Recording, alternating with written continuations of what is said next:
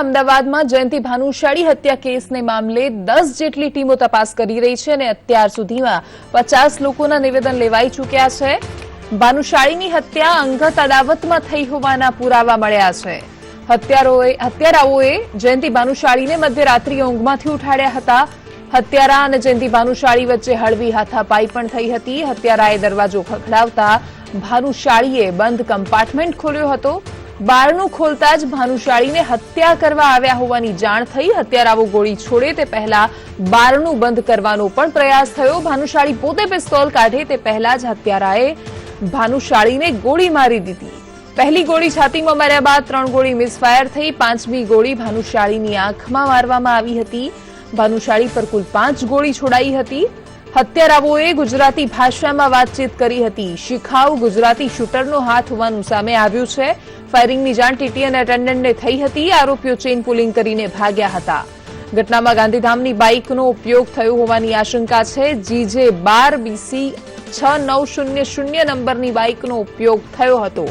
પોલીસે ગાંધીધામમાં રહેલા મૂળ માલિકની પૂછપરછ કરી છે। સંવાદદાતા હિરેન રાવલ જોડાઈ ગયા છે। જી હિરેન,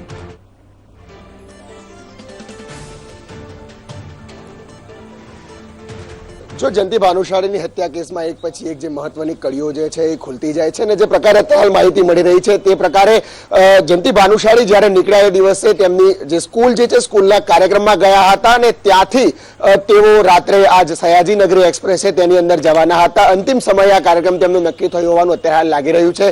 रेलवेए पण पोतानो चार्ट जे छे ए जाहेर करेलो छे। तेनी अंदर पवन मोरे अने जयंति भानुशाळी आ बंने लोको जे एक ज कम्पार्टमेंटमां हता ते माहिती पण एनी अंदर छे। હવે જે પ્રકારની માહિતી ખુલીને બહાર આવી રહી છે તે આધારે જો વાત કરીએ તો લગભગ 12:55 થી 12:58 રાત્રિનો જે સમય છે તે વખતે ચેઇન પુલિંગ થયું હતું તેવું સીધી રીતે ટ્રેન જે ચાલક જે છે ગાર્ડ છે તેના દ્વારા પણ ધ્યાનમાં આવ્યું હતું।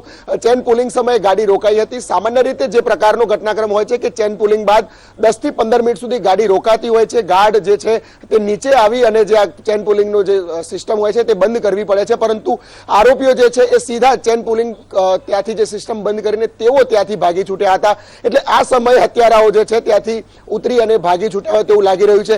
હવે જો આખા ઘટનાક્રમ અંદરની વાત કરીએ તો ગાંધીધામથી બેઠા પછી એટલે સામખિયાળી પહોંચતા આ ઘટનાક્રમ આખો થયો હતો। પવન મોરે જે છે એ પણ કમ્પાર્ટમેન્ટની અંદર હાજર હતો અને તેણે જે હત્યારાઓ જે છે તે હત્યારાઓ આવ્યા એ તે માહિતી પણ તેને ખબર હતી, કારણ કે જે પ્રકારે માહિતી બહાર આવી રહી છે કે જે પવન મોરેનું જે વોટ્સઅપ સ્ટેટસ જે છે લગભગ રાત્રે 12:40 ની આસપાસ હતું। જે સૌ પહેલું તેમનું નિવેદન આપ્યું હતું કે હું મારે આ પ્રોસ્ટેટની તકલીફ હોવાના કારણે તું સૂઈ ગયો હતો અને આ હત્યા થઈ મને ધ્યાનમાં નથી। વોશરૂમ જઈને આવ્યા પછી મને ધ્યાનમાં આવ્યું કે હત્યા થઈ છે, પરંતુ વોટ્સઅપ સ્ટેટસ 12:40 નું લાસ્ટ એનું દેખાતું હતું। ત્યારબાદ જયંતિ ભાનુશાળીનું વોટ્સઅપ સ્ટેટસ છે તે પણ બંનેનો સમય નજીક હતો અને આ કડીના આધારે પોલીસે પૂછપરછ કરતા પવન મોરે જે છે તેણે પણ એક પછી એક ખુલાસા કર્યા હતા અને તેણે કહ્યું હતું કે 2 લોકો આવ્યા હતા અને દરવાજો ખટખટાવતા જયંતિ ભાનુશાળીએ દરવાજો ખોલ્યો હતો અને બંને લોકો જયંતિ ભાનુશાળી સાથે જે વાતચીત કરતા હતા એ ગુજરાતી અથવા તો કચ્છી ભાષામાં વાતચીત કરતા હોવાનું જે પ્રાથમિક અનુમાન અત્યારે હાલ લગાવાઈ રહ્યું છે તે દિશામાં પણ તપાસ ચાલુ છે।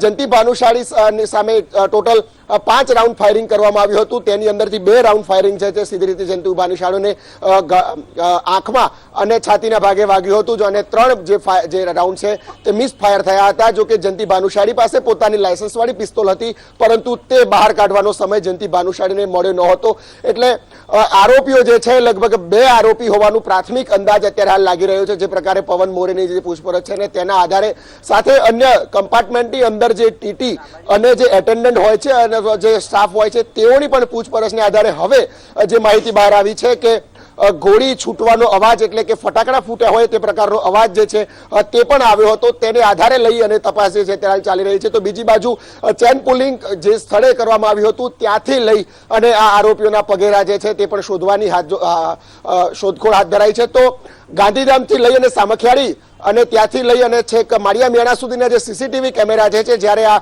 ટ્રેન ત્યાંથી પસાર થઈ ત્યારે સીસીટીવી તમામ જે કેમેરા છે તેને પણ સર્વેલન્સ અત્યારે હાલ તેનું ચાલી રહ્યું છે। તેના આધારે જે તપાસ થઈ રહી છે તે મુજબ એક બાઇક જે છે GJ 12 BC 6900 નામનું જે પલ્સર જે છે આ નંબરનું તેની શંકાસ્પદ હિલચાલ જે હતી ને તેને પણ લગભગ મોડી રાત્રે હતો તો વહેલી સવારે પોલીસની ટીમ છે તેણે આ બાઇક કબજે કર્યું હતું અને તેનો મૂળ માલિક છે તેની પણ પૂછપરછ કરાતી હોવાનું અત્યારે હાલ પ્રાથમિક માહિતી જે છે બહાર આવી રહી છે। જો કે સત્તાવાર રીતે તેને સમર્થન પોલીસ દ્વારા આપવામાં આવ્યું નથી.